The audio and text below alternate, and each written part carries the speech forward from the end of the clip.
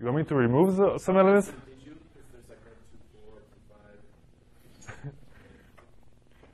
I was about to scandalize that I would make this beautiful picture, and you were going to ask me to erase some things off of it. No, this is it. So this will be a picture that we're gonna see it in a minute, or rather, maybe for the last few minutes of the class. But I didn't want to draw it live. So you'll see this is just a square pyramid, and these are the faces. So every element here is a face of that guy, and they're ordered by containment.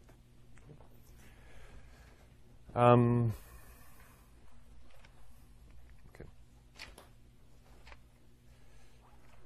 So let me just begin with an announcement that tomorrow we have a seminar.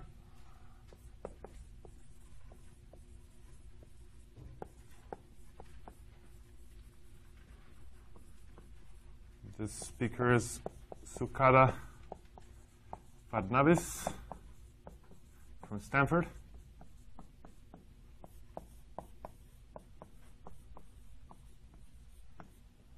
And her talk sounds really fun. So you might know this.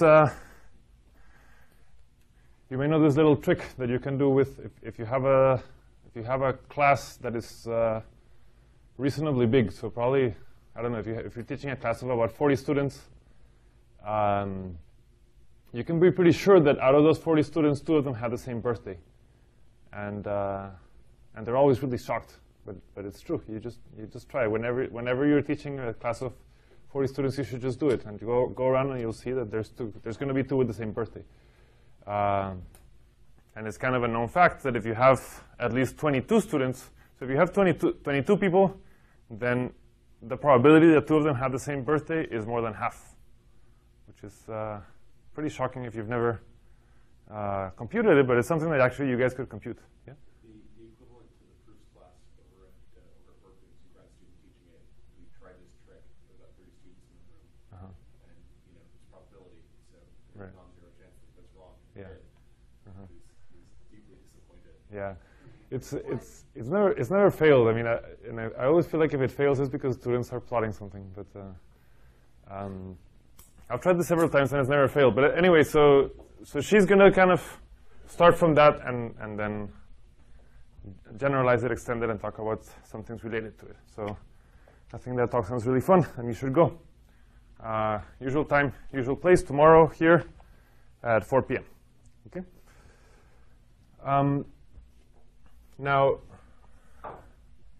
I wanted to continue today by continuing to talk about Mobius inversion and about Mobius functions. Okay, so in the last class I presented Mobius inversion to you, and I showed you how a special case of it is the inclusion-exclusion formula, which is an extremely useful formula in combinatorics. What I'm going to begin with today is I want to show you some number theory applications, and this is one of the very, very classic applications of Mobius inversion.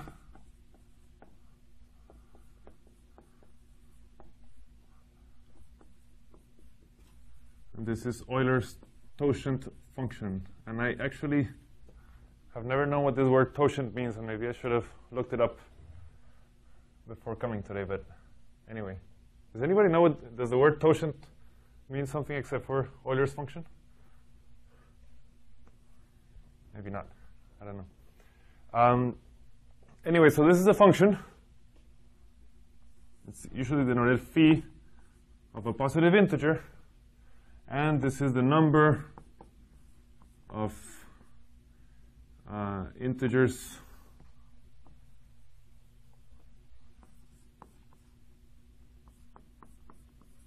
k between 1 and n, such that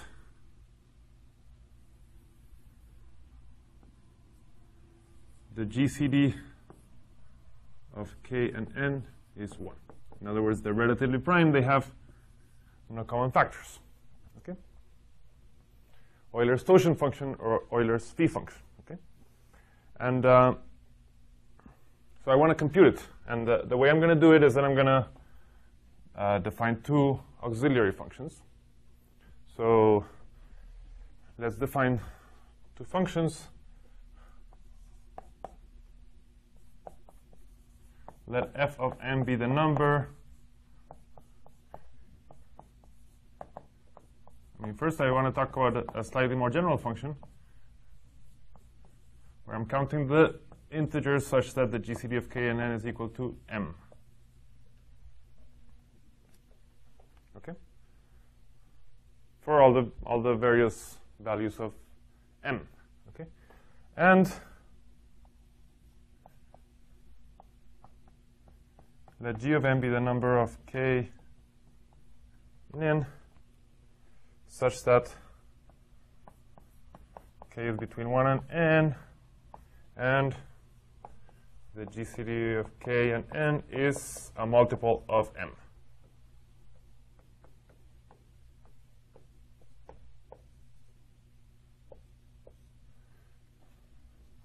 Okay? I'm going to define these two functions. Now, naturally, if m has any chance of being the GCD of k and n, then m has to be a divisor of n, because it's the greatest common divisor of n and somebody. And similarly here, m has to be a divisor of n. So really, I'm doing this for all the divisors of n. Okay? Now,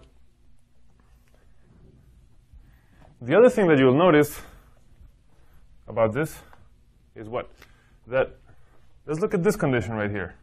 I mean, the point is this, as very often happens with Mobius inversion, you define two functions that are closely related to each other. One is the sum of the other one over some indexing set. And one is maybe not so easy to compute and is the one that you're trying to compute. And you're hoping that the other one is easier to compute. In this case, this one is a little bit trickier, but this one is actually going to be easy to compute. Why is that? Because what does it mean? What does this mean?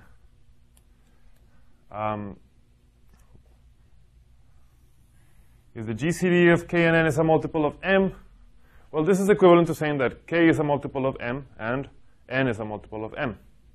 Okay? This is equivalent to saying that k is a multiple of m and n is a multiple of n. Okay?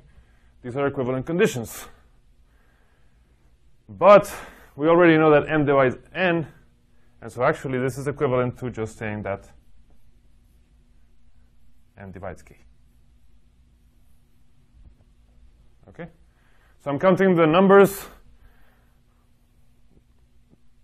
that are multiples of m between 1 and n. So how many of those are there?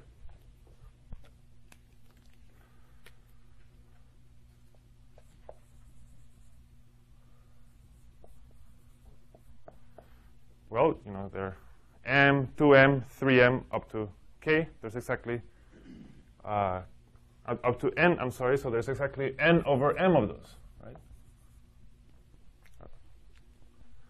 G of m is equal to n over m, okay?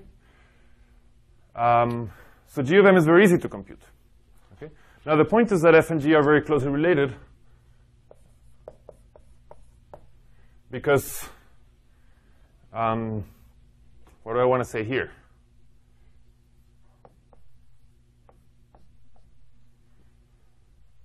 G of m is the number of k's that satisfy this property. The GCD of k and n is a multiple of m. Okay, well, if you're a multiple of m, so what I'm going to do is basically say, okay, if the GCD of k and n is a multiple of m, then what is it? Okay, and so let me call it, let's see what letter I used here, L. So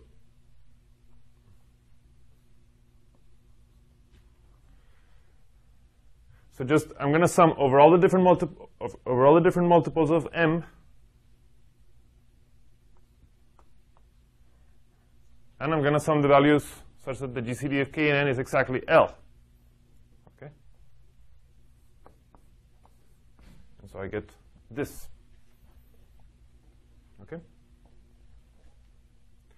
Now, let me say this a little bit differently so that it's a little bit more familiar. Remember that we talked about the poset of divisors of the number n. And so here what I'm saying is that I'm saying look at L, which is a member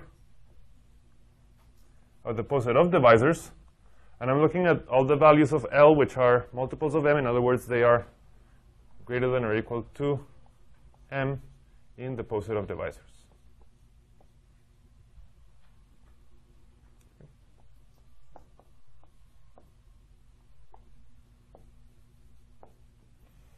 And so we have this equation, which is exactly the setup for Mobius inversion.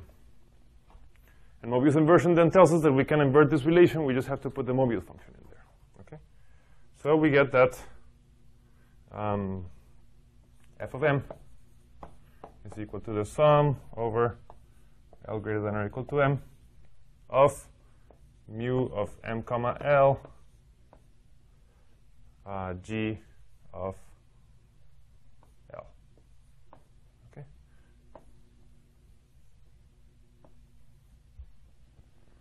By applying Mobius inversion.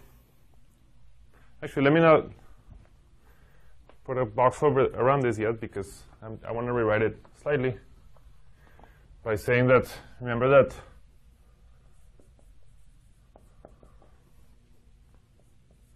mu of m comma L is the same thing as mu of L over m.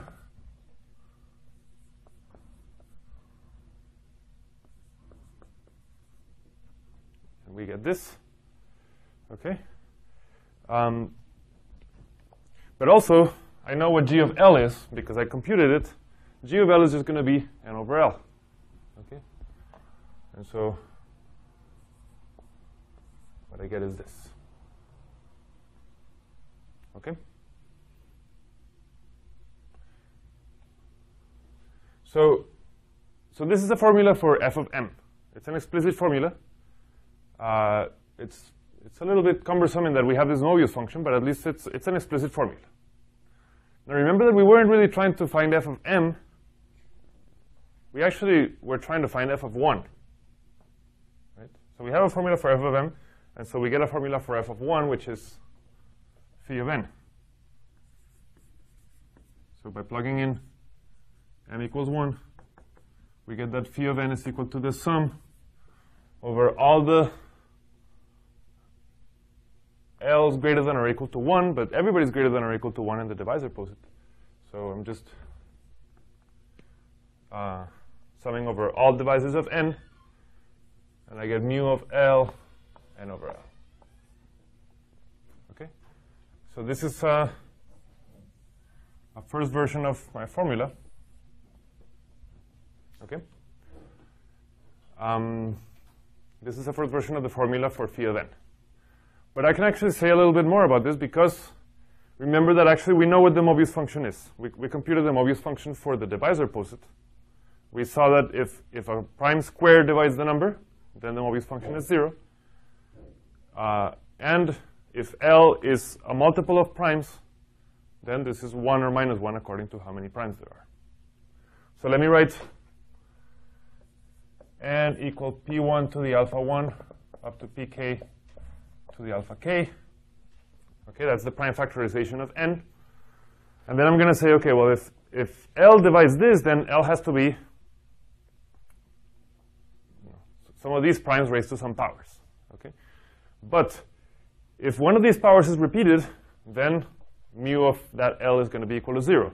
So really all I care about are the values of L, which are just single multiples of these primes. Okay?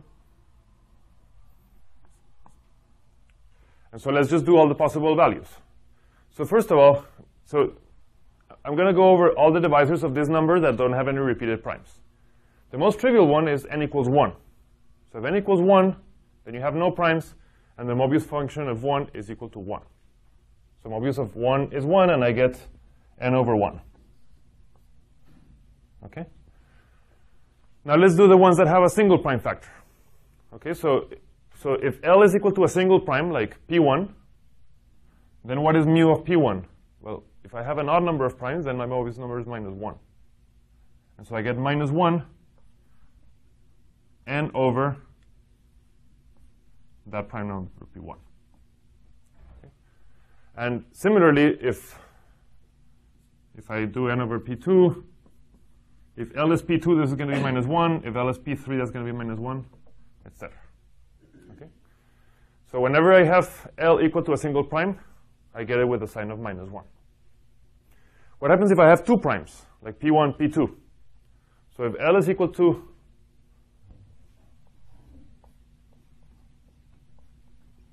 P1, P2, then mu of P1, P2, because I have two primes, the Mobius number is 1. And so I get a plus. And so I get plus n over P1, P2, but also n over P1, P3, and all the different pairs. Okay, so I get these guys, then plus these guys. Then when I have 3 primes, I'm going to subtract those guys. So I get minus n over P1, P2, P3, n over P1, P2, P4, etc. So I get minus the triple products plus the quadruple products minus, etc. Okay, and so that's a more explicit formula. And actually, this formula factors really beautifully. If you think about it for a second, you'll see that this is exactly the same thing as saying n times 1 minus 1 over P1 times 1 minus 1 over P2 up to 1 minus 1 over Pk.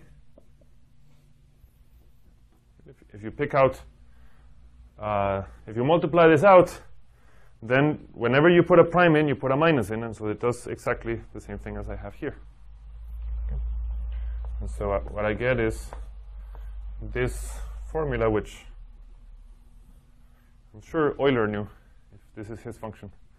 I'm not too much up on my mathematical history, but he must have known this formula. And this is a very explicit formula for Euler's totient function. And it's really very applicable. And if I ask you to find phi of 1,000, then you can do it in 30 seconds using this formula. Okay.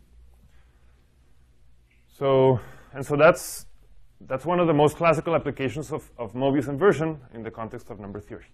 Okay. And it's only the first of many applications, but I think it's one of the ones that kind of started this game. Okay. Any questions about it?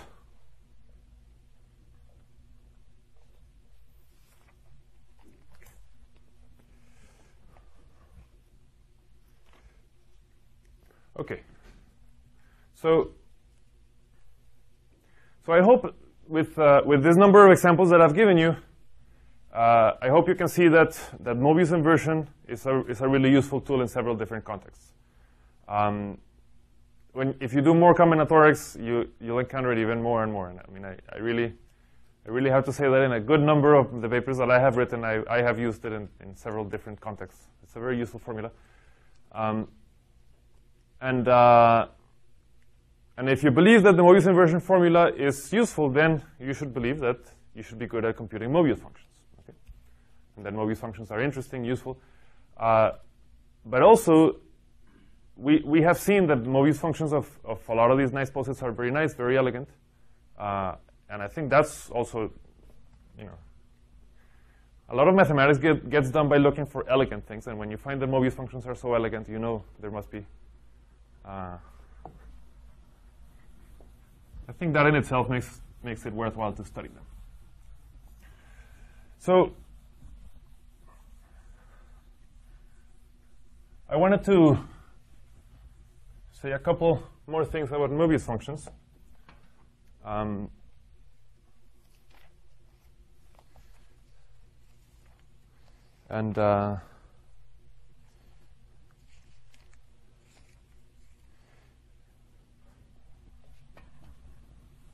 One thing that I wanted to do is the following. Okay, so we have looked at several posets. We have computed several Mobius functions, but there is one Mobius function that we have not computed for a Hopf algebra that we have spent a lot of time talking about, which is this Faa di Bruno algebra. We spent a lot of time talking about it, and we have not computed that Mobius function. And I want to show you how I want to show you that one, okay? So let's go back to the Faa di Bruno Hopf algebra, because that one has an interesting Mobius function that we should compute.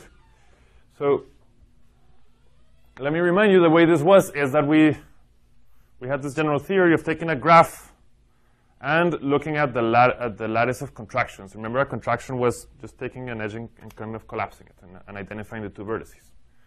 And when we did this for the complete graph, then this gave rise to the Faa di Bruno Hopf algebra. Okay? And so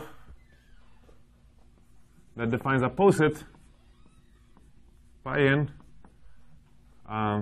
which is the lattice of flats of the complete graph Kn. Okay? And just to remind you how this goes, let's consider the complete graph K4. Okay? And now let's consider the lattice of flats. And remember, this is the same thing as the lattice of contractions. Okay? And so the poset looks like this.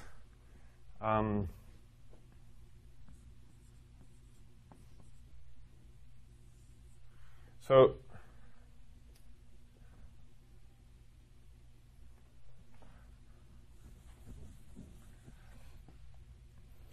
we're going to look at all the possible ways of contracting edges. Okay?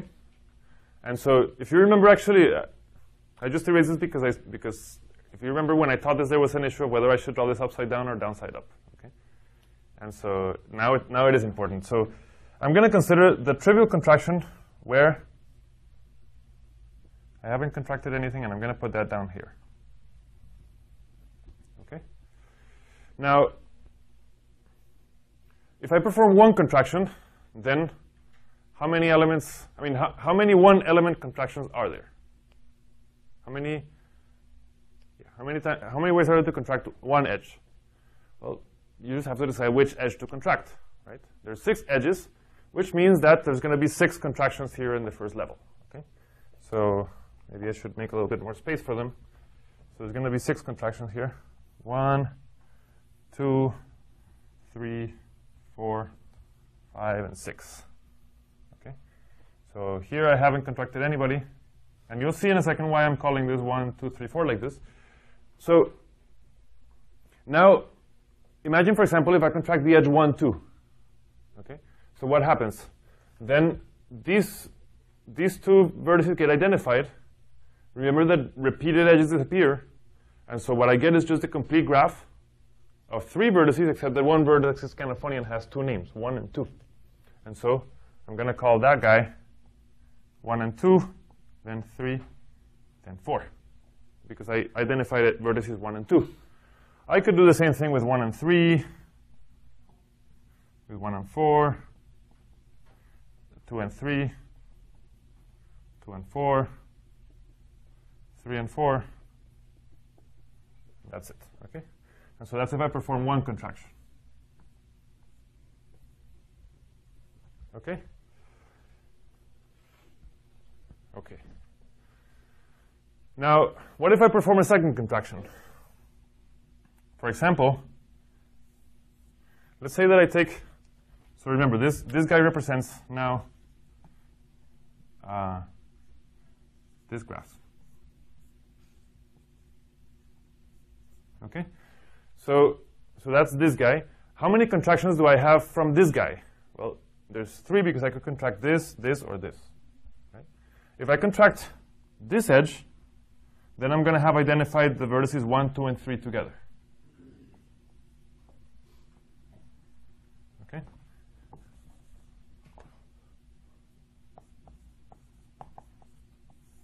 If I contract this guy, I'm going to have identified 1, 2, and 4 together. And the other one is a little bit different. If I contract these guys, then I have 1, 2 together and 3 and 4 together. Okay? 1 and 2 and 3 and 4.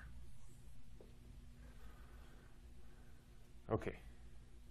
And maybe you can kind of see what the pattern ends up being. Okay? Because basically, all I'm doing is just looking at the numbers from 1, 2, 3, to 1, 2, 3, and 4, and just grouping them into some number of groups. And the number of groups is the level that you're at. Right? So here you have 4 groups. Here you have 3 groups. Here you have 2 groups, and you can fill in the rest of the level now, right? So 1, 2, 3, or I could group 1, 2, 4, or I could group. Let me say it like this: how many different ways are there of grouping into a group of 3 and a group of 1? Well, you just have to see who the odd one out is. Is it 4? Is it 3? Is it 2? Or is it 1?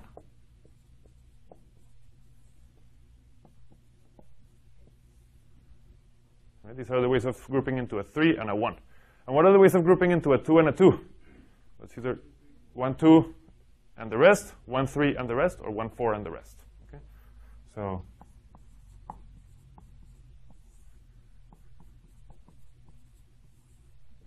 I get this. Okay?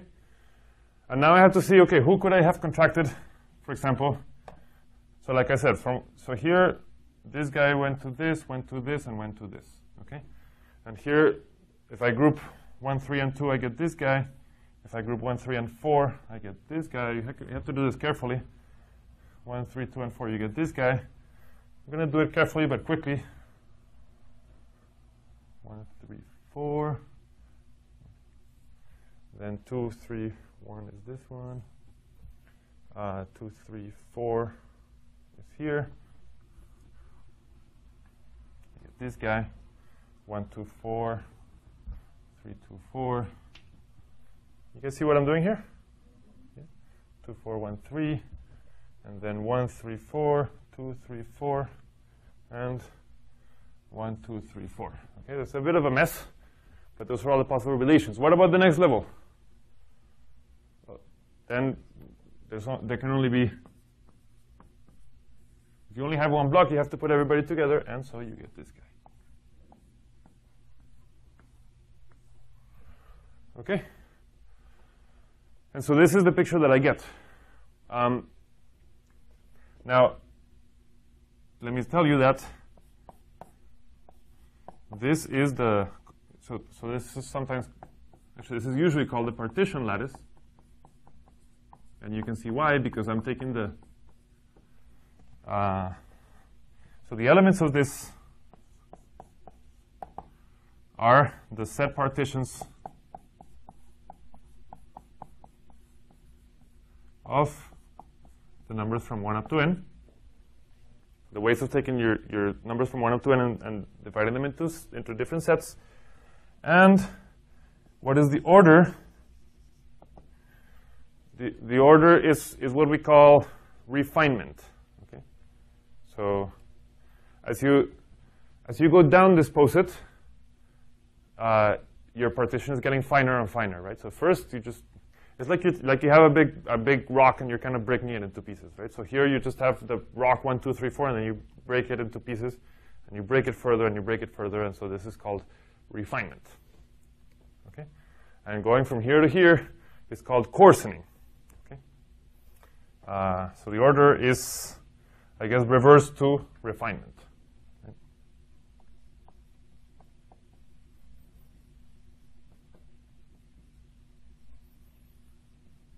Okay, this is a very fundamental poset, and one reason is that we saw how fundamental this Hopf algebra is.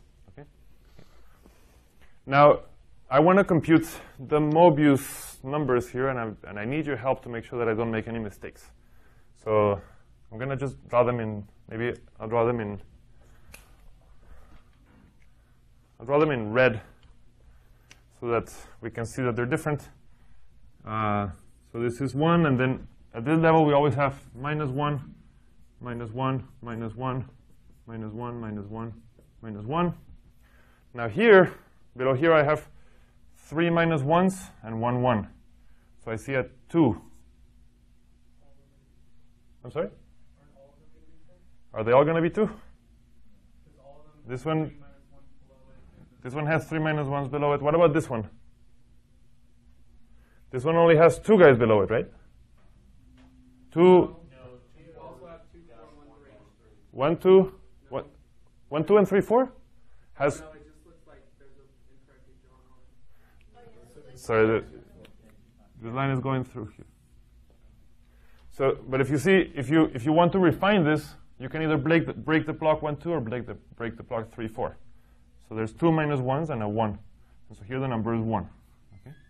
And this is one reason that I wanted to show you this, because I wanted to show you that these poles, it's not always so symmetric as we have seen. Okay?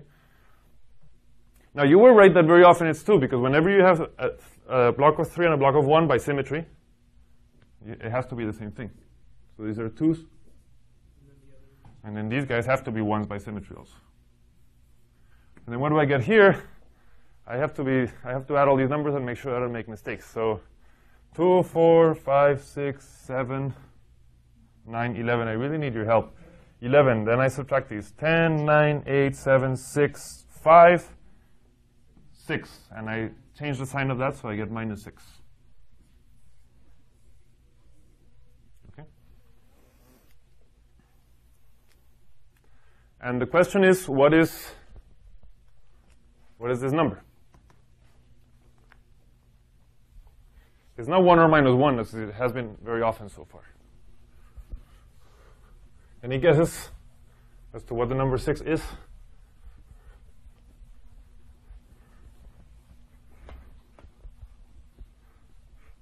I mean, the number 6 could be a lot of things, right?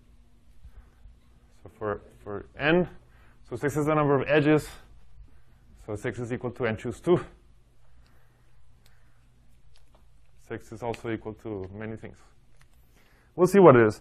One thing I want to point out, and I just want to say it briefly, and not write it too explicitly.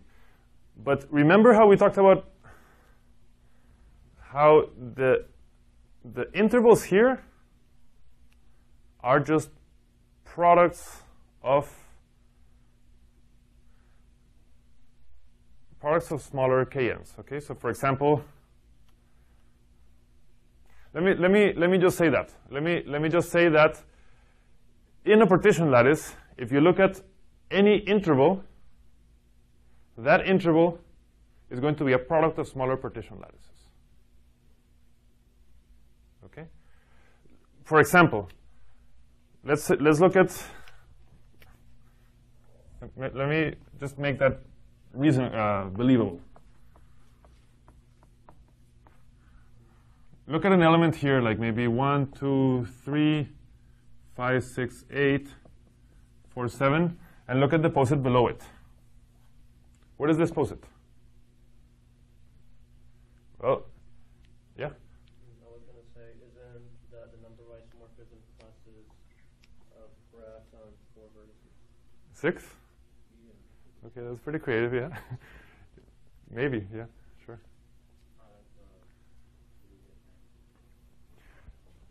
We'll see what that number 6 is. So what are the partitions that are below this one? Well, like, again, you have 3 bricks that you have to break apart. So this brick, how can you break it apart? Well, there's the pi 3. This brick, how can you break it apart? Another pi 3. And this one, a pi 2. And so this interval is pi 3 times pi 3 times pi 2. Okay? And that means that if you know the Mobius number of Kn, then you know the Mobius number of this interval because it's just because Mobius numbers are multiplicative. Okay? It's a little bit more complicated, but not too much if we take an interval like, not to the bottom, but maybe to like 1, 2, 3, 5, 6, 8, 4, 7. How does this change? Sorry, I meant this.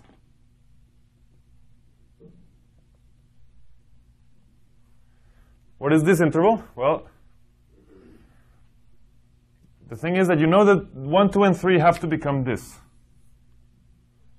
5, 6, and 8 have to become this. And 4 and 7 have to become this. And so, what is this interval? You need to break 1, 2, 3 into only 2 blocks. And so that's a pi 2 times a pi 3 times a pi 2. Okay. Does that sound believable? So I could write a formula and you're not going to be able to parse it. And that's the way people usually do this. But let me just say intervals of pi n are products of other pi k's. So if I know mu of pi n for all k, then I know the full Mobius function of this thing.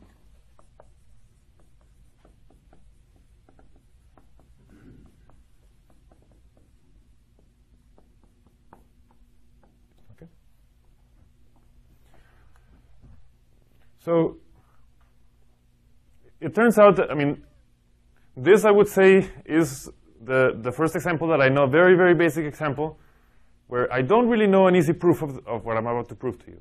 So there's several proofs, and they're all kind of tricky, and you have to do something. And what I'm going to do is use the machinery of Hopf algebra that we have developed to compute this number.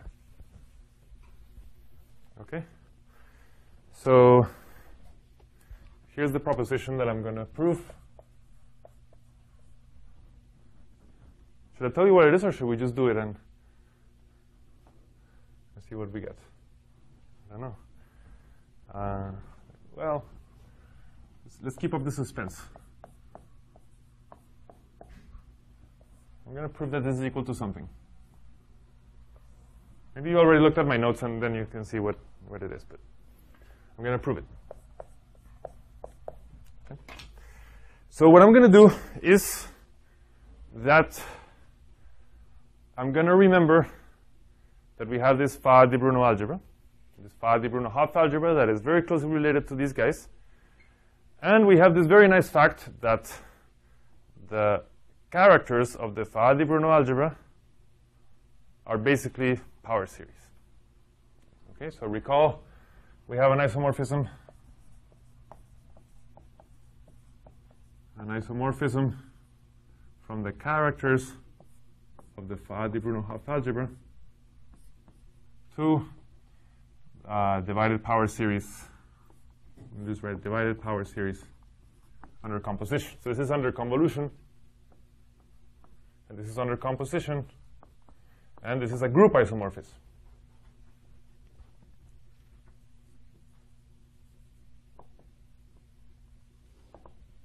Okay? And remember that we said that to define a character on the Faa di Bruno Hopf algebra, all you needed to do was assign a number to each one of these kns. Okay? So now let me just take an equation that we have seen many times, that the Mobius function convoluted with the identity function is equal to the identity under convolution. This I is the function that assigns to every poset the number 1, and this 1 is the one that assigns 1 to the trivial poset and 0 to everybody else. Okay? This is an equation in the group of characters. This is a convolution equation. Okay? If this is an isomorphism, actually, it's an anti-isomorphism, right? Okay, so anti-isomorphism.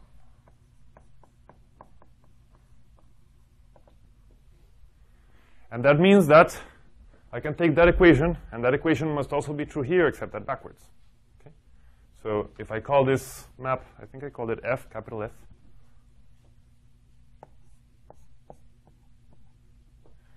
Then I must have that f of I composed with f of mu is equal to f of 1.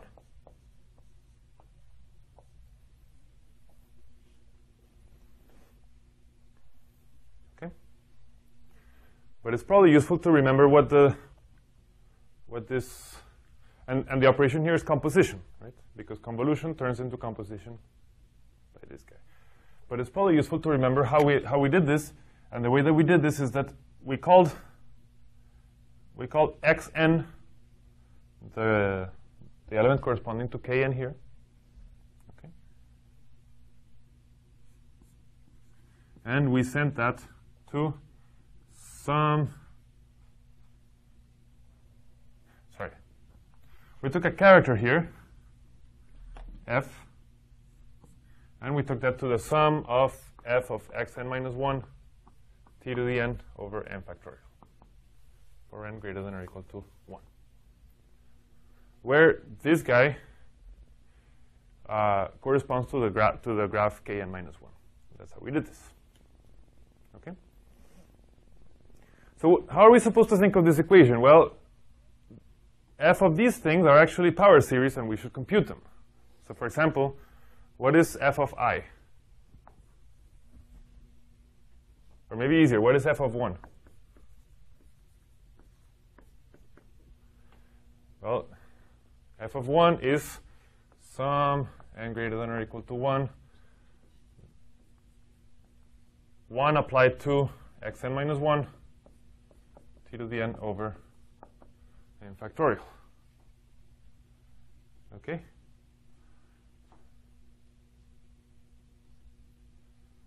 Actually, there was another subtlety. Do you remember that xn minus 1 actually corresponded to the graph kn? It's kind of annoying, and we have to keep track of that. Let's drop that now, and instead of writing xn minus 1, let me write kn for the complete graph kn. So, or instead of kn, because I'm talking about posets, let me talk about pi n. Okay, the lattice corresponding to this guy. Okay. So here I have pi n. Okay, so what is this equal to? 1 of pi n. Well, remember that 1 is the character that takes trivial posets to 1, everybody else to 0. When is pi n trivial?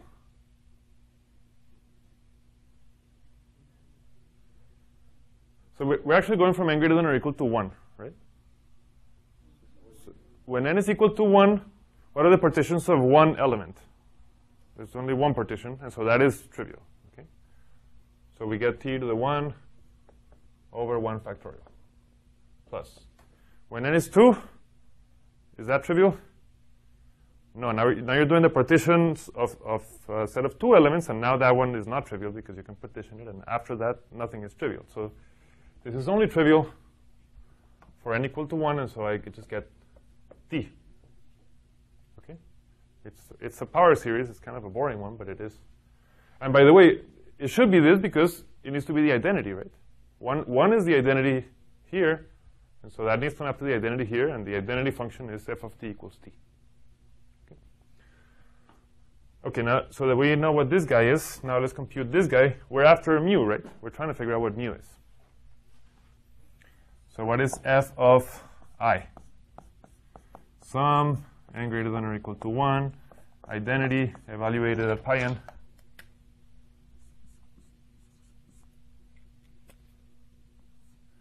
t to the n over n factorial. What is this?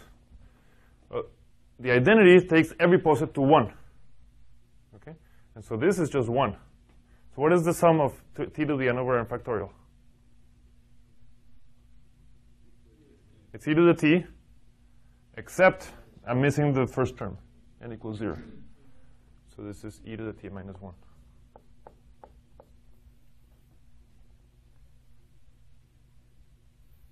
Okay? So what is f of mu?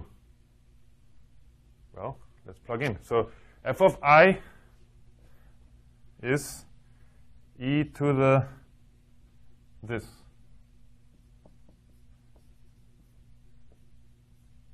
Right? Equals to f of 1, which is t. Right? F of I is e to the, I'm doing f of I of this. So I get e to the this minus 1, equal to f of 1, which is t. And therefore, what is f of mu? F of mu has to be the log of 1 plus t.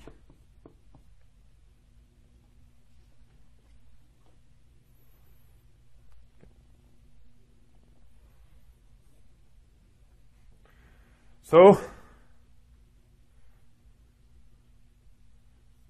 let's write the power series for that. So what is the power series of the log of 1 plus t? You guys remember? How do you do it? You guys got to study for your GRE.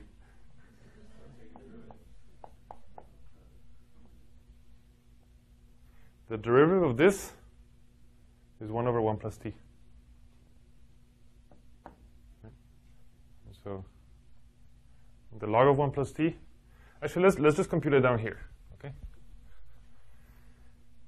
Log of 1 plus t, so this is the integral 1 over 1 plus t dt.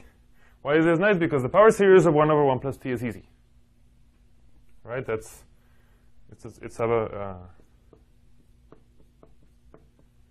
a geometric series.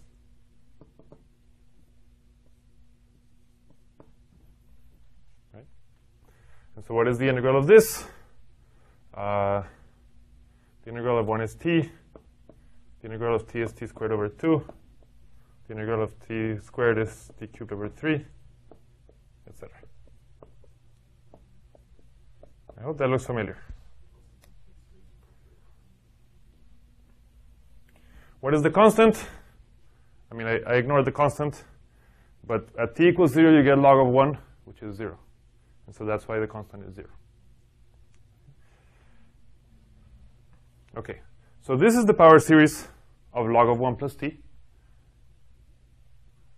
And therefore, it's the power series of f of mu. So we get this is equal to sum. F of mu by definition is mu of pi n Tn over n factorial, right? But we just proved that this is equal to the sum n greater than or equal to 1 of minus 1 to the, so we get all these t to the n over n, and the sign is minus 1 to the n minus 1, right? So therefore, what is mu of pi n? It has to be what you need so that this is equal to this. In other words, it needs to be minus 1 to the n minus 1. And then we need that this over n factorial is equal to 1 over n. And so what we're missing here is an n minus 1 factorial.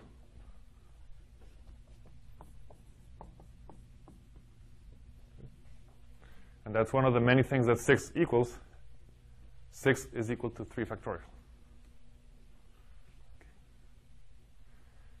And so that's the Mobius function of pi n.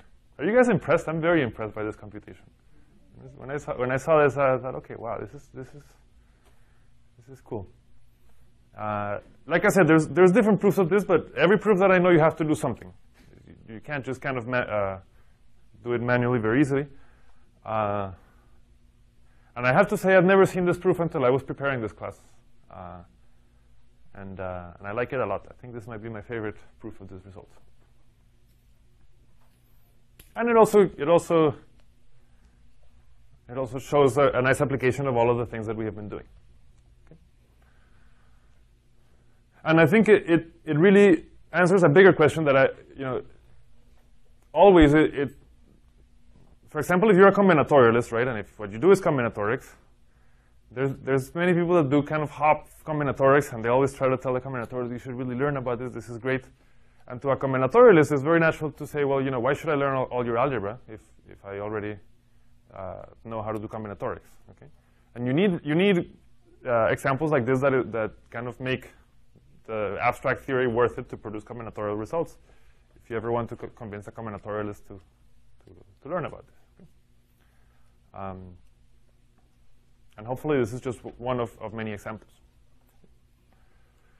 Okay, so this is one one illustration of how you can use algebra. I mean, this is really, there's a lot of algebra that went into this. We had to develop a lot of things. But once we've developed them, the proof kind of comes out. Okay? And so that was an algebraic approach to computing Mobius numbers. Now what I want to do is show you something different. I want to show you how, if you're a topologist, then you can also get very excited about Mobius numbers. Because I'm going to show you that Mobius numbers are really very topological in a very precise sense. Okay. So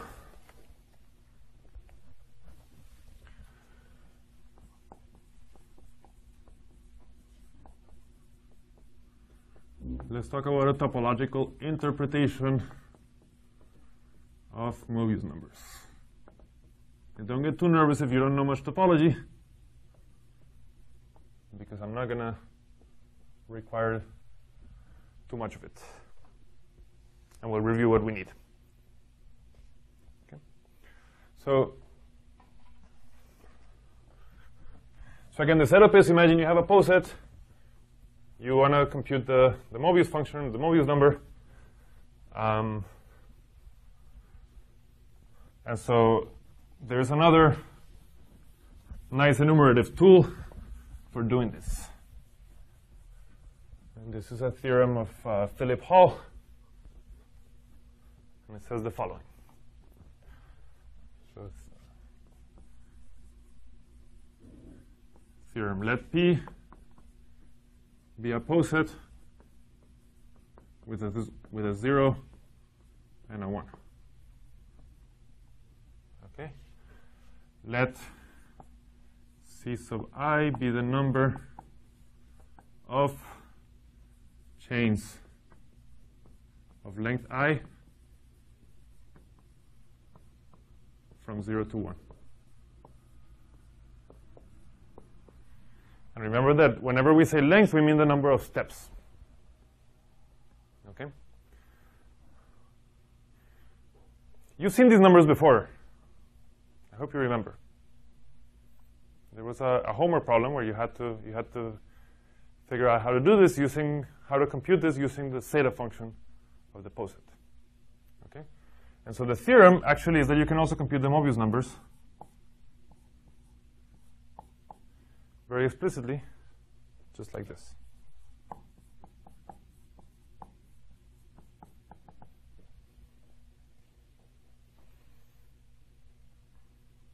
Okay.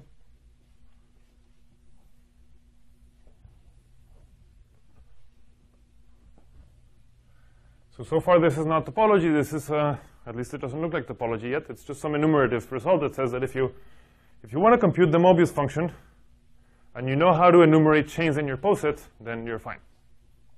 As long as you can give a reasonable formula for the right-hand side. Okay?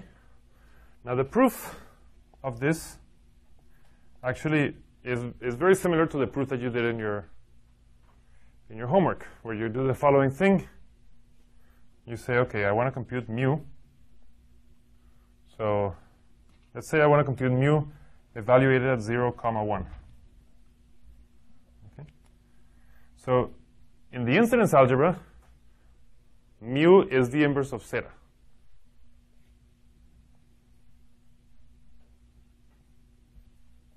And remember that zeta was the function that assigns a 1 to every interval. Okay? It's kind of like the identity that I had over there. Not kind of, I mean, it's literally like the I that I had there. Do you prefer if I use I?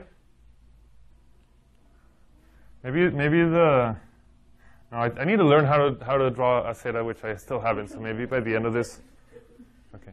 Now, in every step of this equation, I should have 0 and 1, but I'm gonna because it's just gonna be 0, 1, 0, 1, 0, 1. I'm not gonna write it, but this 0, 1 should be here. I'm always evaluating at 0, 1.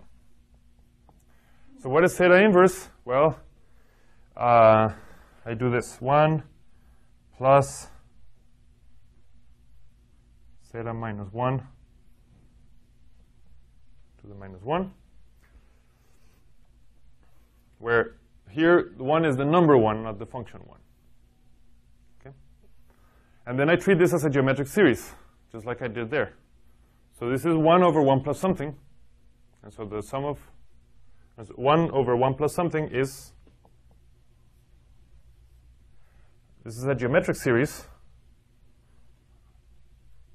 minus 1 to the k times that thing to the k, over all the different values of k.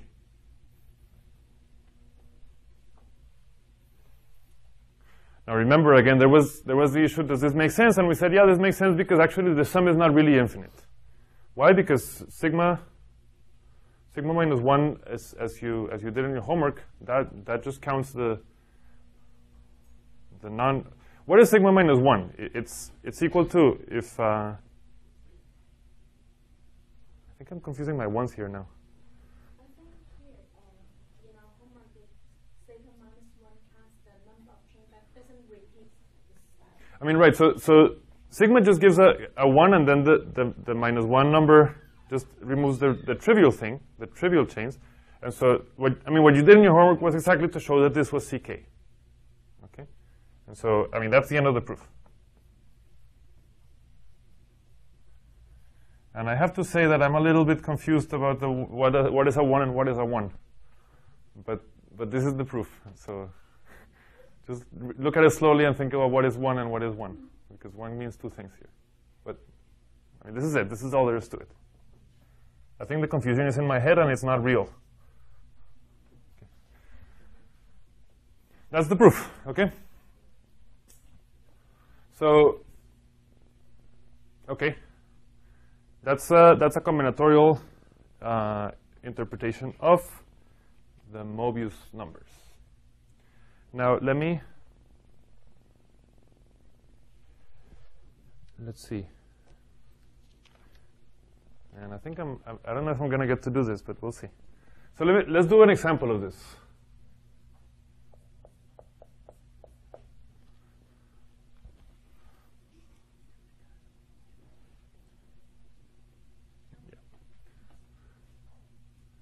Let's do an example of this. Let's say that we do it for this poset here.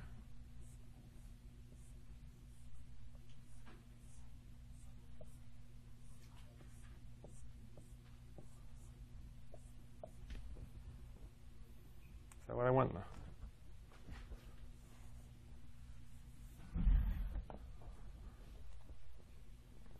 So let's consider this poset.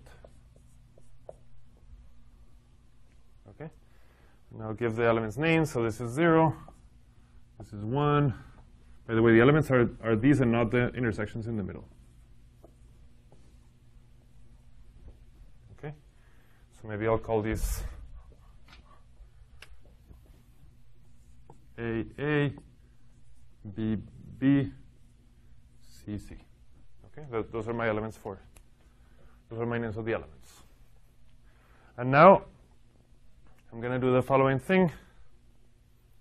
Let P bar be the poset where I drop the top and bottom elements.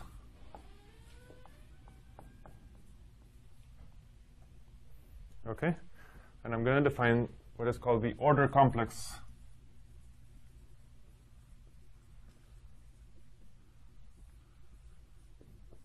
of P. Okay? It's called delta of P. And this is a simplicial complex. And what is a simplicial complex? It is, well, maybe I should say first of all, what is a simplex? So a simplex is like a triangle but in high dimensions. Okay, so in one dimension, the simplex is a segment. In 2 dimensions, you add a vertex and it's a triangle. In 3 dimensions, you add a vertex and it's a tetrahedron. In 4 dimensions, you add a vertex and it's the 4 simplex. And then, in n dimensions, you just get the convex hull of n plus 1 points. That's a simplex. All the examples that I'm going to do are 3-dimensional or smaller. So you can just think it's a tetrahedron or a triangle or an edge or a point. A simplicial complex is something that you get by gluing these things together and gluing them face to face. Okay, so an example of a simplicial complex is this. triangle glued to another triangle, and I have to glue them face to face. Maybe you want to glue an edge here, maybe you want to glue another triangle here, maybe another one, an edge and an edge, like this. Okay. This is empty. So you have, this is a simplex, this is a simplex, this is a simplex, but this is a whole that is not part of the simplicial complex. So this is good. What is not good is something like this. This is not allowed. You cannot glue two things that are not face to face. Okay? What simplicial complex am I going to build? The vertices are the elements of P, and the simplices are the chains of P. Okay? So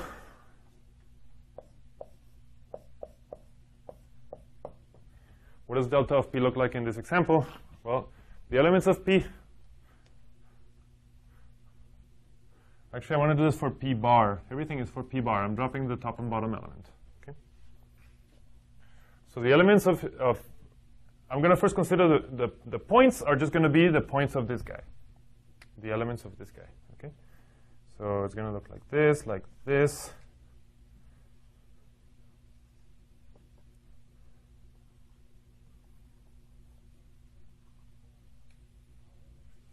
Okay?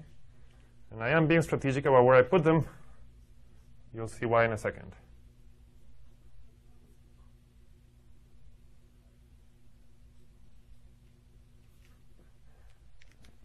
So those are the points. Now, the faces are the chains. Okay? So what are the longest chains that I have here? Remember, 0 is gone, 1 is gone. So the longest that a chain can be is a chain of 3 steps. So the maximal faces are going to have 3 points. They're going to be triangles. What's an example of a face? Well, one chain is A, B, C. And so I make a triangle there, A, B, C. And it's filled in. Okay? I don't want to draw it because it'll be a mess, but it is filled in. What other chains do I have? A, B, big C. Do you always fill in the inside, or is it only some? So simplices are always full. So if you have a chain, I have to fill it. So this is a full triangle. A capital B capital C. Can you see what this is going to look like? A capital B capital C is a chain. A capital B lowercase c. And actually, you can see that the bottom is just the same thing because A and capital A are interchangeable. Okay? And so the picture just looks like this.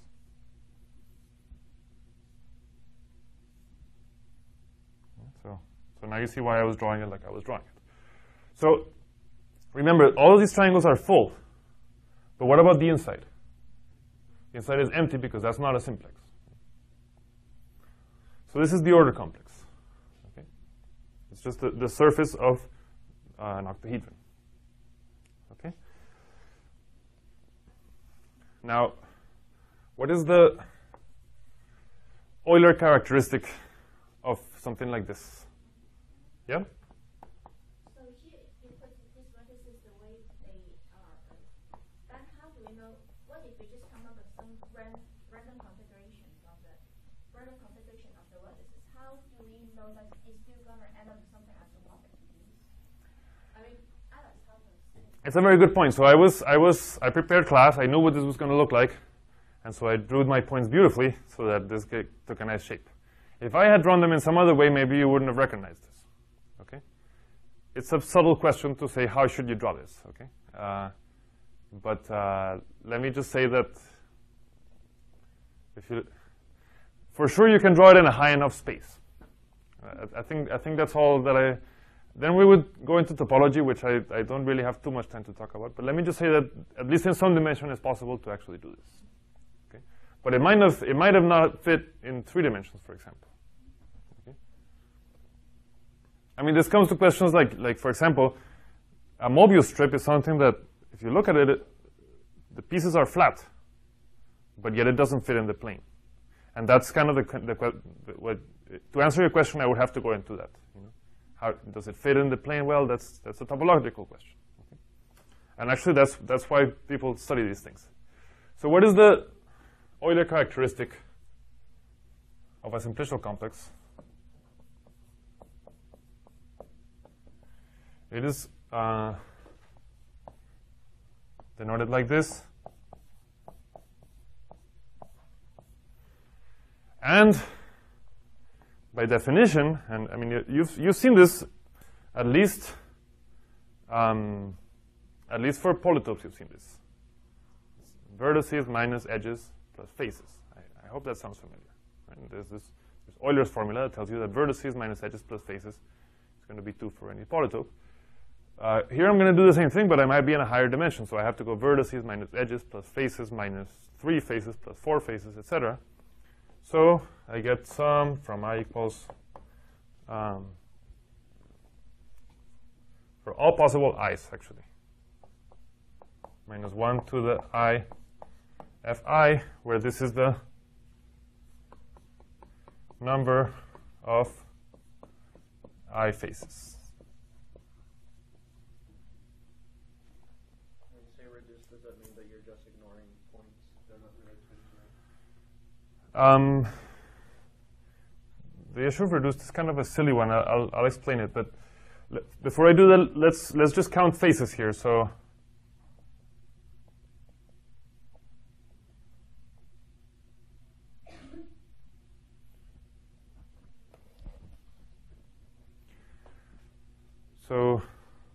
how many is What is the zero phase? so I-dimensional faces.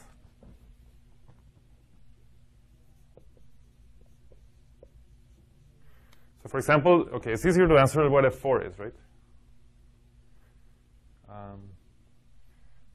Just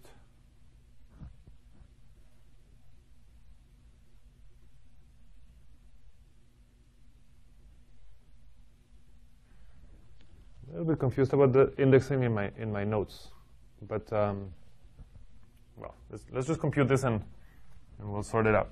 So what are the two-dimensional faces? There's the triangles, and how many triangles are there? 8, right? What is F1? The number of edges. The number of edges is 12. F0, 6 vertices. F minus 1. So these are the minus one-dimensional faces which correspond to the empty face. And that's actually what the reduced is about. It's just about this silly convention that you need to include the empty face in there. Okay? Okay. And so what is the reduced Euler characteristic here? It's minus 1 plus 6 minus 12 plus 8, right? Minus 1 plus 6 minus 12 plus 8. And this is equal to 1. Okay? Now, the thing is that what is an I-dimensional face? I mean, the faces of this picture, by the way that we did it, the faces of this picture are precisely the chains of this picture. Right? So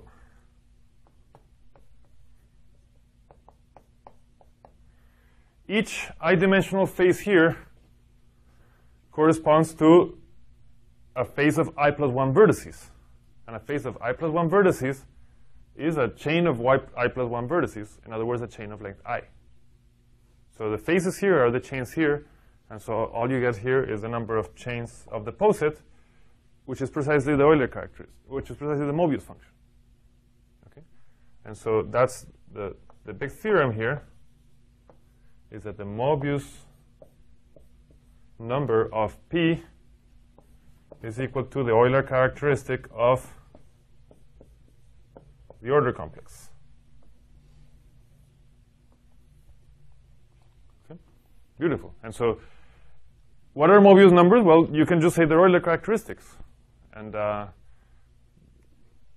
characteristics are just very, very basic topological invariants that play a very important role in many places. And so here we're just computing Euler characteristics.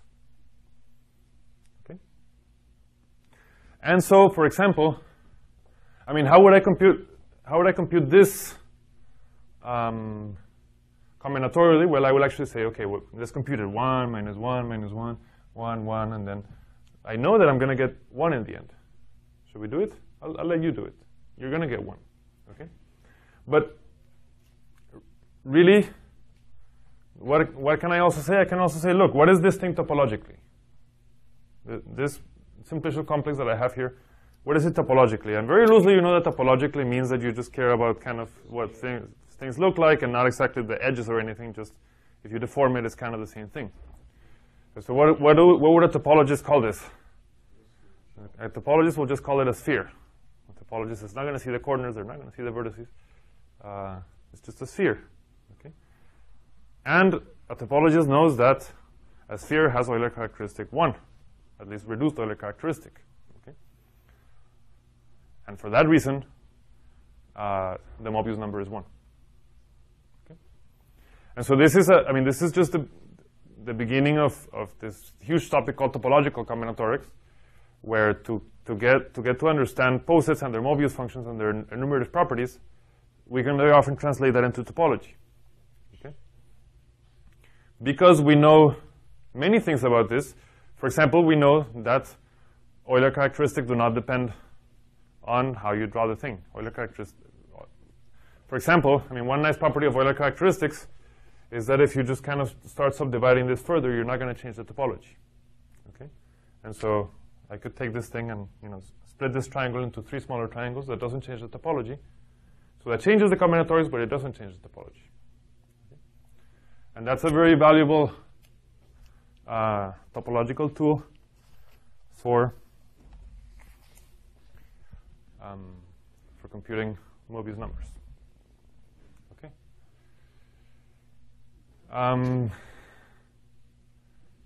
Any questions about that?